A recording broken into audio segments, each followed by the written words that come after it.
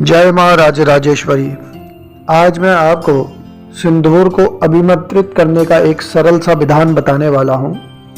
वैसे तो सिंदूर अलग अलग प्रकार के होते हैं।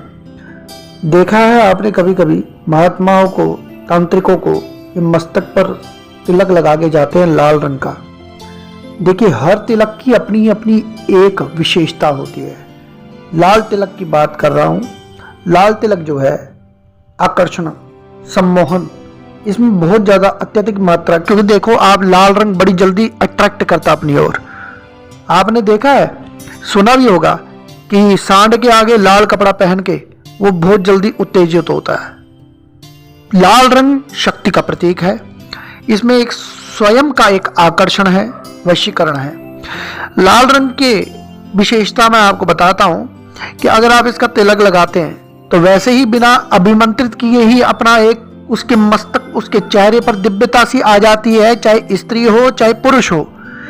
लेकिन अगर अभिमंत्रित हो जाए, मंत्र की ऊर्जा से ओतप्रोत हो जाए, तो उस मंत्र की ऊर्जा से जो तैयार हुआ सिंदूर होता है, वो उसकी तो बात ही क्या कहना। बात पे, मुद्दे पर आता हूं। आपने अगर इसको अभिमंत्रित करना है तो भगवती का एक स्वरूप है, सिंदूरारूण विग्रहम त्रिनयनाम माणिक्यमौलिस्फुरत्। सिंदूरारूण, सिंदूर जैसा अरुण जो भगवती का विग्रह है, भगवती का स्वरूप लाल रंग का सिंदूरी वर्ण जैसा है। यह मां भगवती त्रिपुर सुंदरी, उसका ध्यान में ये पहला श्लोक आता है।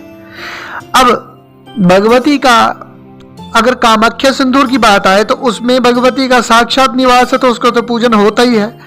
लेकिन कामाख्या कहाँ से लाए? ये तो आसान तो है नहीं, आलू केले की तरह की दुकान से लिया और शुरू कर दिया लगाना। अब साधारण से सिंदूर को अगर जैसे जो अगर नेचुरल प्रोसेस वाले जो सिंदूर होते हैं, जो पेड़ों से निकलते हैं, वैसा सिंदूर अगर मिलता है भगवती के सहस्त्र नामावली द्वारा, पहले सहस्त्र नामावली का पाठ करके, जिसने 1100 बार पाठ करके उसको सिद्ध किया हो, ये प्रयोग वहीं पे काम आएगा।